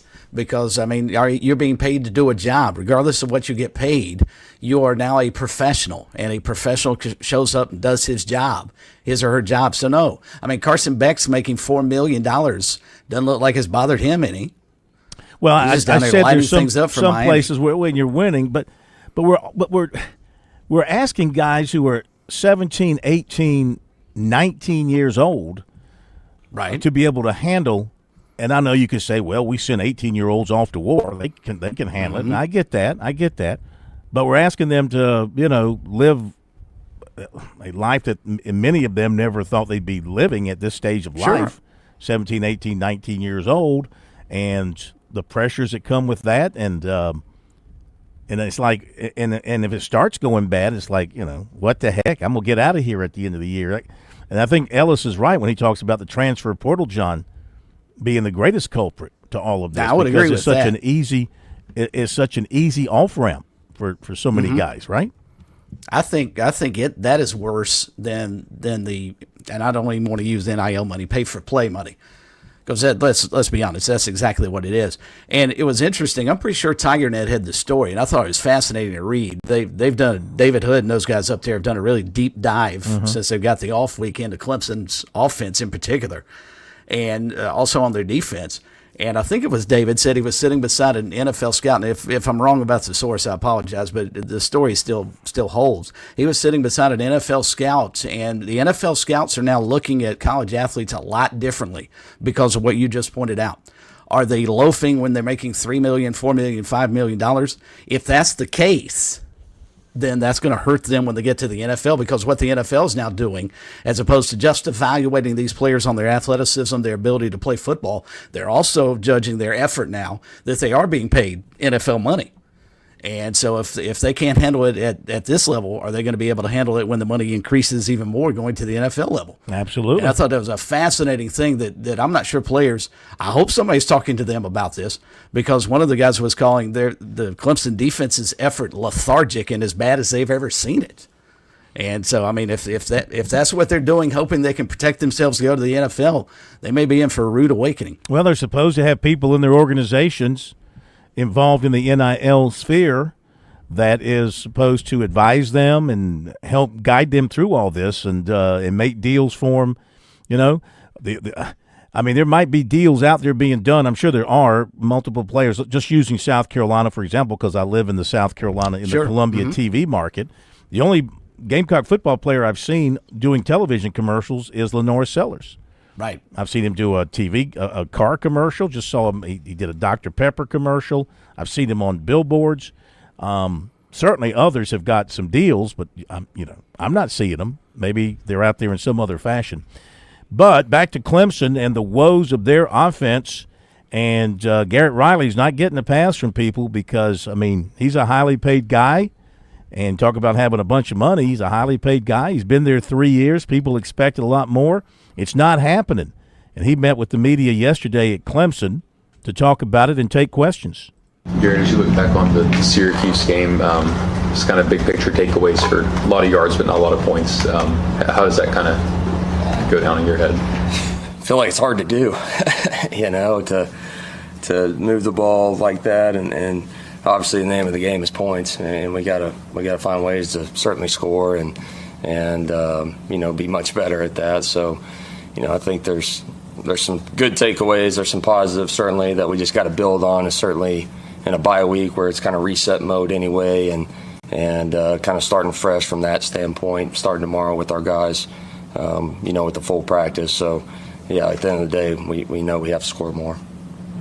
How would you kind of evaluate this offense 4 games in? Been kind of some strange games, I mean, for us and just kind of our style of play to only have 60 plays basically in the first 3 games, 60, 60, and 60.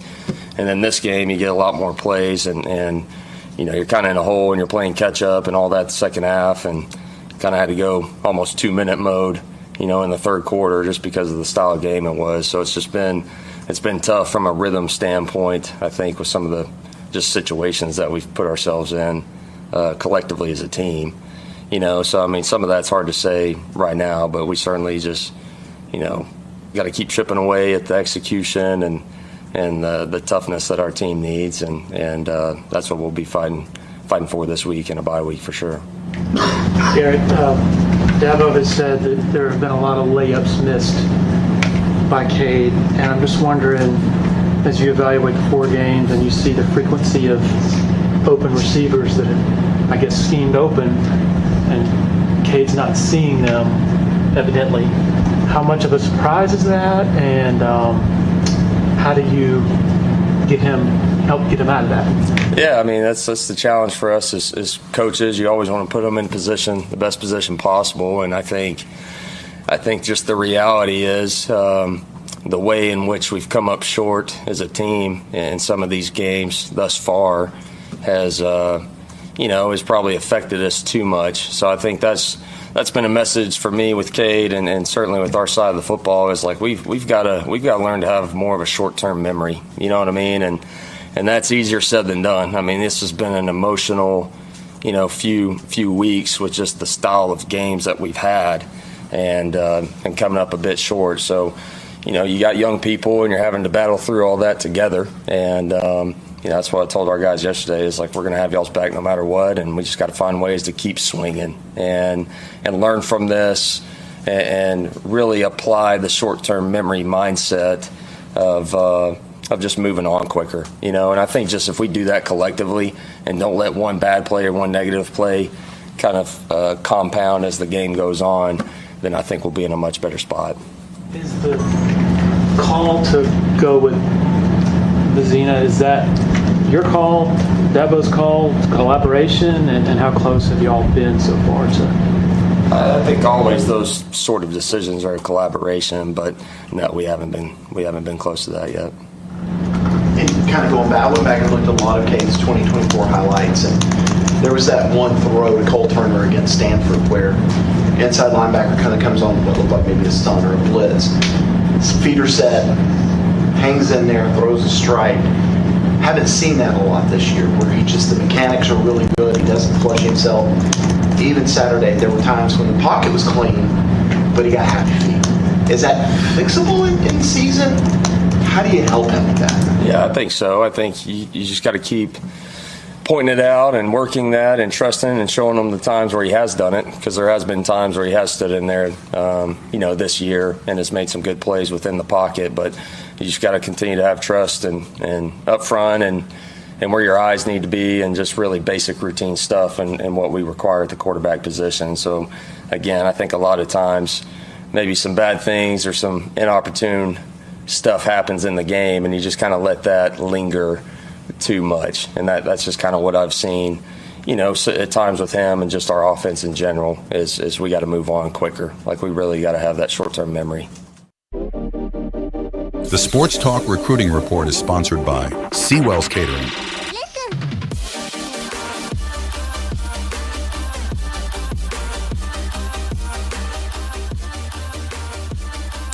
All right, time for the recruiting report tonight here on Sports Talk, brought to you by Seawells. I went to Seawells today for lunch. We were Jordan wondering K. if you would. We were wondering if you would today when you got back into town. Took Jordan K. from the state. We had a delicious lunch over there. The buffet was awesome. Saw He, by the way, was Cal fabulous and Robbie on Monday along with Grace and Man. They were terrific. So I hope you thanked them. I did. Did you buy lunch? Well, that's kind of private. But yes, sorry, Jordan.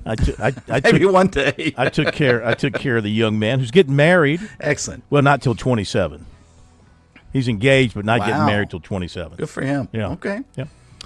So anyway, the lunch was delicious, as it always is, and tried a little bit of everything. Had the chicken and great vegetables and delicious salad, and bring you a big old pitcher of unsweet tea, and had some banana pudding to top it off. Unsweet tea. You think what is that? Unsweet tea. Never heard of that. That's tea without what is that? Sugar. There's no sugar in it because I'm getting the body in shape here. I got some important things coming up. I'm trying to get the body in shape here. If you haven't noticed, I just want. But you're probably thinking, well, they did that special for us. No. That's for the rest of you people as well. Anybody can get the great grub at Seawells that we got today. Did you try the meatloaf? I did not try the meatloaf. Yeah, I was fine. I had a nice full plate. I didn't want to make a pig of myself. Try not to make a pig of myself. So now they're closed tomorrow. There is no buffet tomorrow. They have a private event that we're not invited to. Are they open Friday? They are open Friday. Southern. Go ahead. Southern fried chicken, sweet red chili, and sesame chicken with vegetable lo mein, cured roast beef. Cured roast beef. What kind? Cured. Cared? See, Josh thought that was a typo last night. And I told him no. They take care of their roast beef, and so it's very cared roast beef.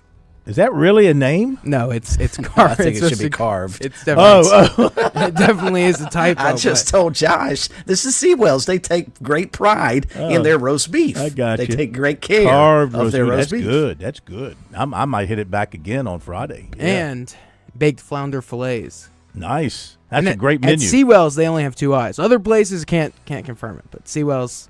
All right, we've worn that joke out, okay? But anyway, get to Seawells for the daily luncheon buffet, 11 to 2. And, of course, they wanted me to remind you with fall here and winter coming and Christmas season, holiday season, you got your big parties. Let them handle your big parties at their location at 1125 Rosewood Drive. For more information, give them a call at 803-771-7385 or go online at SeawellsCateringSC.com. Recruiting-wise for you tonight, basketball. Clemson offered 27-6'5" Thomas Vickery of Christ School in Arden, North Carolina. They want him so badly they named a building on campus after him, Vickery Hall. So that's really taking NIL to the nth degree. We already named a hall after you. And being able to look into the Brad Brownell crystal ball way down the road.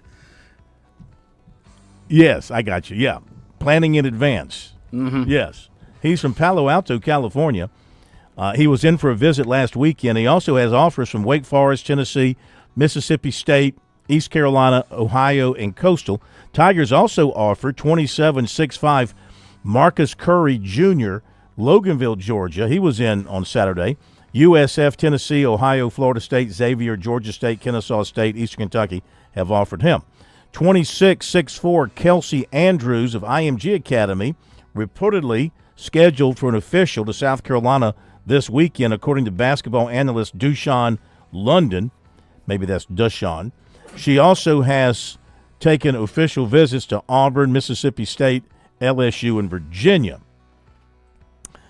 2026-6'3" Julia Scott of Nanuet, New York, committed to Clemson over Michigan and Notre Dame.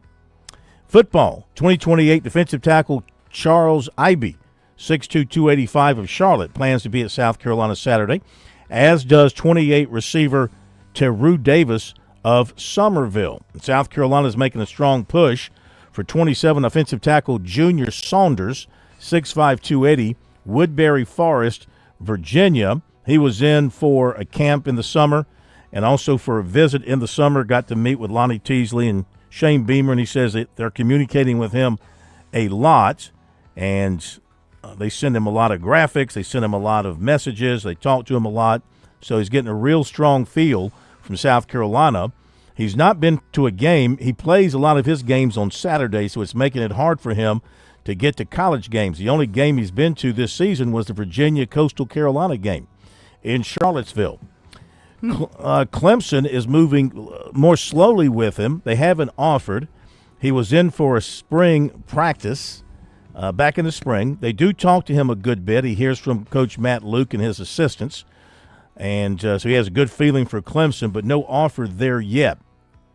Besides USC, some of his other offers are Ohio State, West Virginia, Rutgers, Oklahoma, Virginia Tech, NC State, Pitt, Florida State, Wisconsin, North Carolina, Syracuse, Maryland, Penn State, East Carolina, Southern Miss.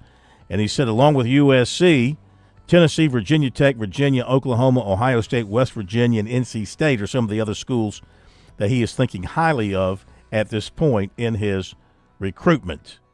There you go with the recruiting report tonight here on Sports Talk, brought to you by Seawells. Again, make sure you get to that daily luncheon buffet. Not tomorrow. They got a private event tomorrow we're not invited to, but they'll be back open for everybody on Wednesday. After the break, South Carolina, you think Garrett Riley's getting the questions up at Clemson. Mike Shula's catching no breaks in Columbia with his offense struggling. He spoke with the media today. Some of that coming up in a moment. You were always more than my mom. You were my role model, my best friend, and biggest supporter. You filled my days with unconditional love, and you also prepared for the day when you couldn't be here. Because of the woman you were back then, I'm able to be the woman I am now. Your planning made this moment possible. Set your family up for life. Southern Farm Bureau Life Insurance. Your friends for life. Life insurance isn't for you. It's for those you love the most. For a complete insurance review, call Buddy Bridges in Lawrence County at 864-923-2174, serving Lawrence, Clinton, and the shores of Lake Greenwood. Southern Farm Bureau Life Insurance Company, Jackson, Mississippi. Not licensed to do business in all 50 states. Hi, I'm Jim Corbett. I've been an attorney for more than 30 years. There's one thing I've learned about injury cases. It's you need the personal touch. You need the lawyer to get to know you and describe your damages. You don't want a case manager talking to an insurance company and then talking to you and then talking to maybe to a lawyer with limited experience at the last minute to try to settle a case. I talk to you. I find out what your case is about. Jim at JimCorbettAttorney.com. Jim at JimCorbettAttorney.com for your injury cases.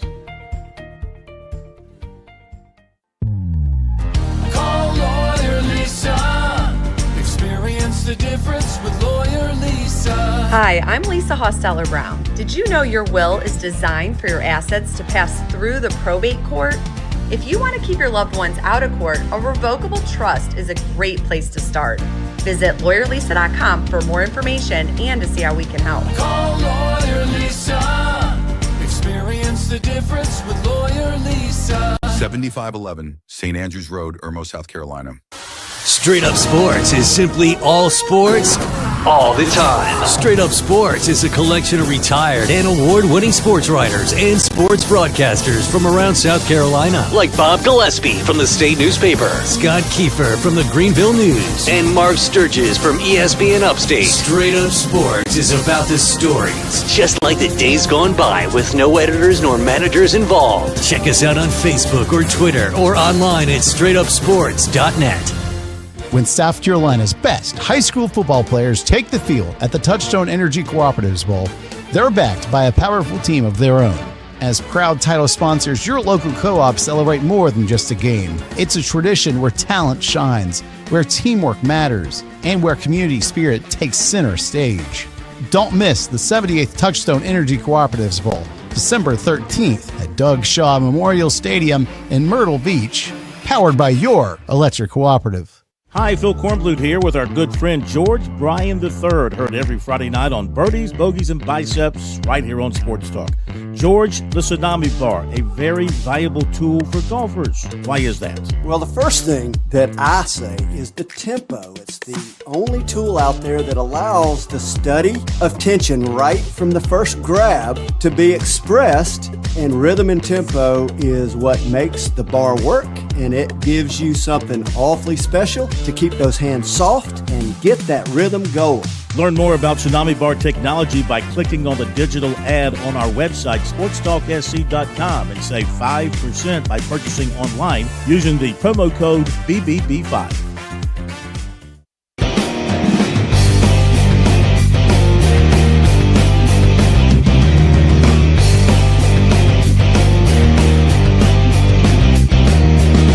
All right, now here's a few minutes with South Carolina's offensive coordinator, Mike Shula, who met with the media today in Columbia. A lot of questions about what went wrong offensively at Missouri. What do you attribute some of the struggles to running the ball last week to? Yeah, I just think it was, well, number one, when you lose yards on early downs, then it's hard to run the ball on second and long. We just got to be better overall. I mean, it's all of us. It's coaching and playing better. It's up front. It's the backs. It's it's a little bit of all of us.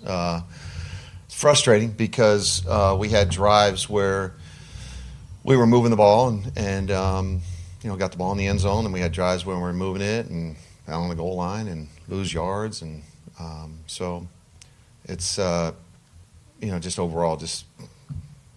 I'm not going to say it's just one thing here or another, but yes, we definitely have to run the ball better and coach the running game better, and calling it better and have good balance, all that kind of stuff. Kind of going off the run game, in the game, how do you feel like you have to adjust your play calling when something like the run game isn't going well? Like, do you feel like you have to rely more on the passing game, specifically like in this game against Missouri? Yeah, no, I think that you just have a plan going in, and you always want to be balanced. I think you adjust certain things as the game goes on. Maybe there's certain runs that maybe you thought going into the game would be good. Maybe they're giving you different looks, or the opposite. Maybe there's some plays that you wanted to kind of wait and see what they were doing, and they ended up being plays that were going to be good plays early in the game. And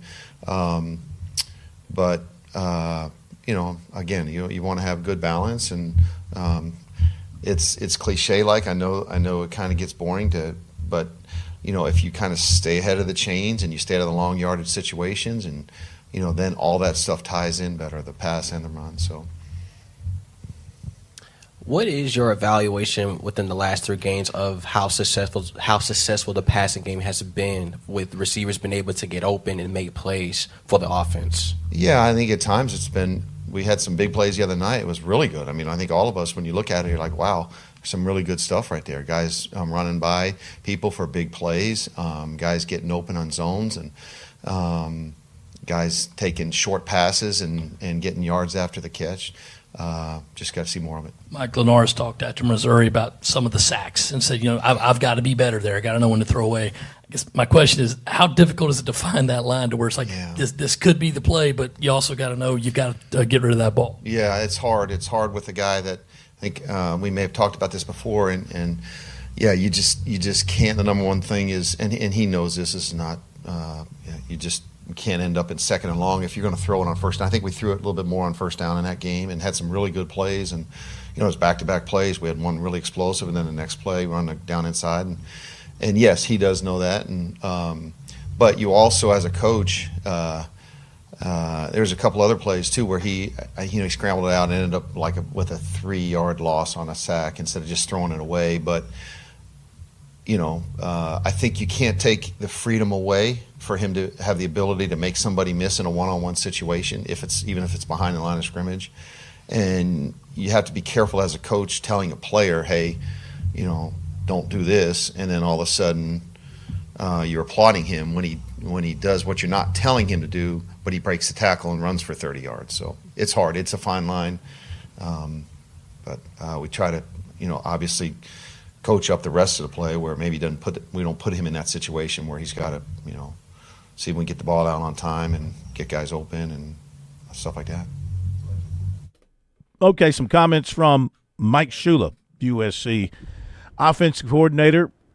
Feeling the heat. Boy, I tell you what, these coordinators, when it's not going well, Bergie, they get it from all sides too.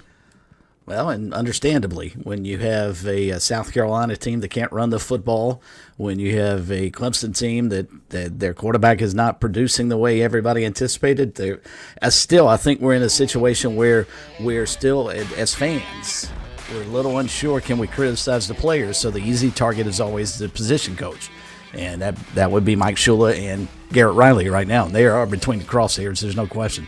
Well, if you're making more money than me and you're a player in college, you daggone right will criticize you because you're a professional, and you have to be able to take it. That'll do it. Thanks for being with us. See you tomorrow.